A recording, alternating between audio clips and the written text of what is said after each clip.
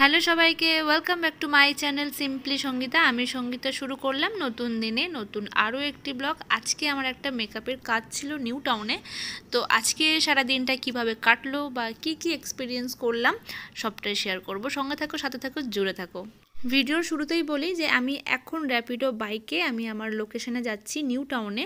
আমার বাড়ি থেকে 1 ঘন্টা ডিস্টেন্স। তো আমি এখন আমার কাজের লোকেশনে র্যাপিডোতে যাচ্ছি।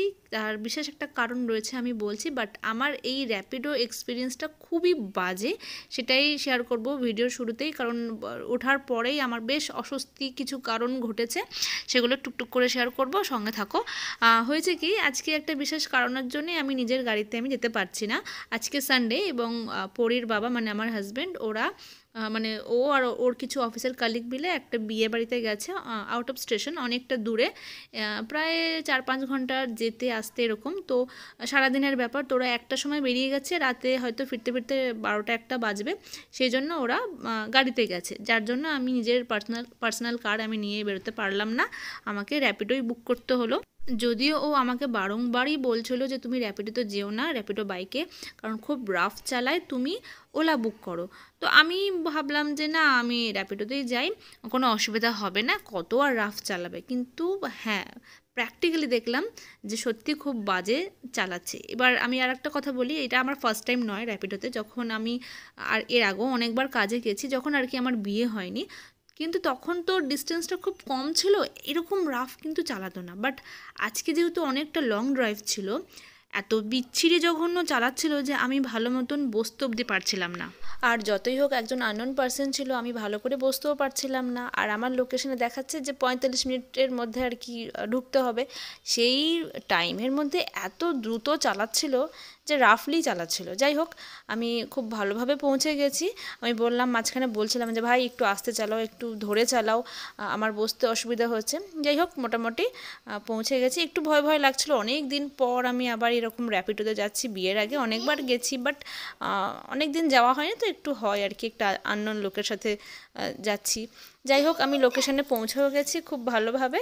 এবারে আমি আর কি, যিনি আর কি আমাকে বুক করেছে ক্লায়েন্ট, তো আমি দেখলাম আর কি কি সাজবে না সাজবে সবটা জানলাম। তো টুকিটাকি একটু কথা হচ্ছিল, দেন তারপরে আমি সাজাতে বসলাম। আর এই নিউ টাউনে যে ক্লায়েন্টের বাড়িতে আমি এসেছি, ওরা নতুন নতুন শিফট করেছে এই ফ্ল্যাটে। তো উনিও খুব ভালো একজন ব্যক্তি, খুব ভালো মানুষ। আস্তে না আস্তেই আমাকে চা ধরিয়ে দিল, যদিও আমি লাঞ্চ করে এসেছিলাম। আচ্ছা, তুমি কেমন লুক নিতে চাও একটু বলো, আমার সাথে শেয়ার করো। আমি একটু গ্লোই লুক চাইছি, একদম ন্যাচারাল হবে, বাট ব্লাশ হবে বেশি করে, একটু শাইন করবে স্কিনটা, আর একদম ন্যাচারাল লাগবে। কিন্তু স্কিনটা মানে একদম মানে খুব বেশি মেড আপ লাগবে না, কিন্তু ন্যাচারাল লাগবে।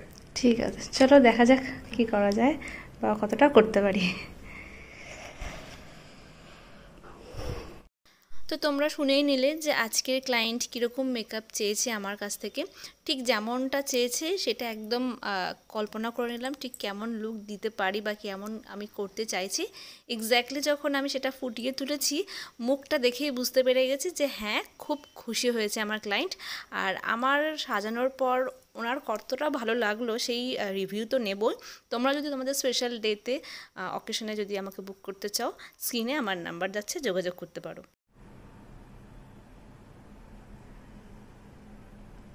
তো অঙ্কিতা, একটু আমাকে রিভিউ দাও, তোমার কেমন লাগলো আজকে আমার? খুব খুব ভালো লেগেছে। And the best part is she is open to feedback. কখনো কোনো প্রবলেম হলে, কিছু আনকমফোর্টেবল লাগলে বললে ইমিডিয়েটলি ঠিক করে দিচ্ছে। আর এত মন দিয়ে, এত মানে পারফেকশনিস্ট, সবকিছু এত ডিটেলসে, মানে যেন কোনো খুঁত না থাকে। আমার খুব ভালো এক্সপিরিয়েন্স হয়েছে। Thank you, thank you. একটু পুরোটা টান, একটু ওপেন করো, একটু ক্লোজ করো আইসটা। তাকাও। Thank you.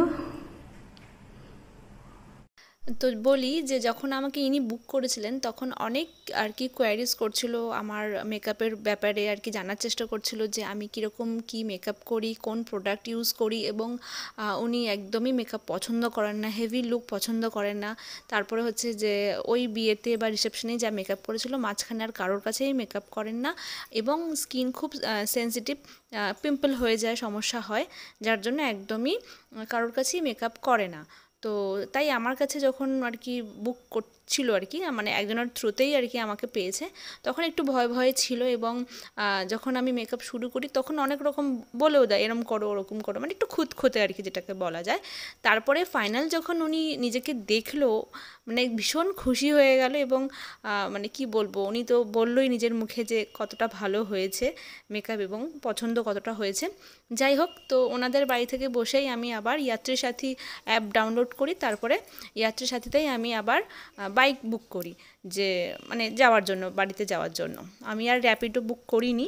আচ্ছা, আরও একটা কথা বলে রাখি, র্যাপিডো বা ইয়াত্রী সাথী হোক, ওলা, উবের, সবেতেই কিন্তু কার পাওয়া যায়, রেন্টে কার পাওয়া যায়। বাট আমি বাইকেই যাব বলে কিন্তু বারবার আমি বাইকটাই বুক করছি। এতে কি হয়, একটু কমে মানে আমাদের আর কি মানে জার্নিটা হয়ে যায়। যদি আমি এখন কার বুক করি তাহলে আমার যাওয়া আসাতে যে আর কি রেন্টে যে গাড়িটা আমি নেব, যা আমার আর কি খরচা হবে, ওর তুলনায় আমার মনে হয় বাইকে যাওয়া আসাটাই বেটার। এবার আমি আর একটা কথা বলি, যে আমি যদি নিজের পার্সোনাল কারে আসি তাহলে কিন্তু হিসাব মতন অনেকটাই কম, যাওয়া আসা অনেকটাই কম, কারণ আমার গাড়ি, আমার তেল শুধুমাত্র ড্রাইভারকেই দিতে হয়, যার জন্য আমার কমে পড়ে বলে আমি সবসময় আমার নিজের পার্সোনাল কার নিয়েই আমি মুভ করি, যেখানেই আমার যা কাজ পড়ে। বাট যখন আমার এরকম কোনো কাজ থাকে আমি ওলা বা উবেরের কার নিতে চাই না, চেষ্টা করি বাইকে যাওয়ারই চেষ্টা করি। হ্যাঁ, এবার যদি আমার হেল্পিং হ্যান্ড নিতে হয় তখন কিন্তু আমার সঙ্গে একজন থাকলে তখন অগত্যা আর কি কার নিতেই হবে। বাট যখন প্রয়োজন পড়ে না তখন আমি বাইকেই আর কি চলে যাওয়ার চেষ্টা করছি বা করি। আর নিজের পার্সোনাল কার নিলে তো কোনো এসব নিয়ে আর ভাবনা চিন্তাই নেই, যখন ইচ্ছা বেরো, যখন ইচ্ছা যাও। একটা মিনিমাম টাইম আছে, সেই মধ্যে গেলেই তবেই একটা আর কি চার্জেস মানে পে করতে হয় একটু বেশি হলে। বাট ঠিক আছে, মানে আমার নিজের পার্সোনাল কারেই আমি বেশি আর কি মানে কমফোর্টেবল, এটা এই দিক থেকে বলতে পারি। বাট অ্যাট এ টাইম যদি দুজনেরই আমাদের একই সাথে কাজ পড়ে যায় তখন তো আমাদের দুজনেরকেই একটা বিকল্প ভাবতেই হবে, তাই আমি বিকল্পই ভেবেছি যে বাইকেই আমি চলে যাব। যাই হোক, তো তারপরে আমি ইয়াত্রী সাথীতে যাকে আর কি বুক করেছিলাম, যে দাদাকে, তাকে আমি বললাম যখনই দেখা হয়েছে, দাদা একটু সাবধানে চালিও, একটু আর কি ভালো করে চালিও, অনেকটা দূর তো বললো হ্যাঁ ঠিক আছে দিদি, কোনো অসুবিধা নেই, তুমি চলো। আরও একটা বলি যে এদেরকে না এক্সট্রা পে করতে হয়। আমার যেতে 150 টাকা, বাট আমাকে ফোন করেই বলে দিল যে দিদি আমাকে 50 টাকা একটা এক্সট্রা বেশি দিও। অগত্যা দিতেই হলো, রাত হয়ে গেছে, এতটা রাস্তা আমাকে বাড়ি যেতে হবে, তার থেকে বরং ঠিক আছে ভাই 50 টাকা কি এমন কিছু বেশি না, দিয়েই চলো, বাড়ি গেলেই হলো। তো এই ছিল আজকের সারাদিনের ভিডিও। তোমাদের কেমন লাগলো কমেন্টে জানিও, ভালো লাগলে একটা লাইক করো, ইচ্ছে হলে কমেন্টও করতে পারো। এবং আমার এই চ্যানেলে যারা নতুন নতুন সদস্য আসছো, নতুন পরিবারে অ্যাড হচ্ছে, তারা কিন্তু সাবস্ক্রাইব করতে ভুলো না। সাবস্ক্রাইবের পাশে থাকা বেল আইকনে ক্লিক করে রাখবে, তাহলে আমি যখনই নতুন নতুন ভিডিও আপলোড করব সবার আগে তোমাদের ফোনে নোটিফিকেশন চলে যাবে। আর আজকে আমি যে দাদাকে বুক করেছিলাম ইয়াত্রী সাথী থেকে, সত্যি খুব ভালো ছিল, আমাকে সাবধানে বাড়ি পৌঁছে দিয়েছে। তো এই তো ছিল আজকে সারাদিনের ব্লগ, কেমন লাগলো জানিও প্লিজ। নতুন বন্ধুদেরকেও বলছি, আমার পুরনো বন্ধুদেরকেও বলছি, দেখা হচ্ছে পরে নতুন ব্লগে। গুড নাইট, ভালো থেকো সবাই, সুস্থ থেকো, টাটা।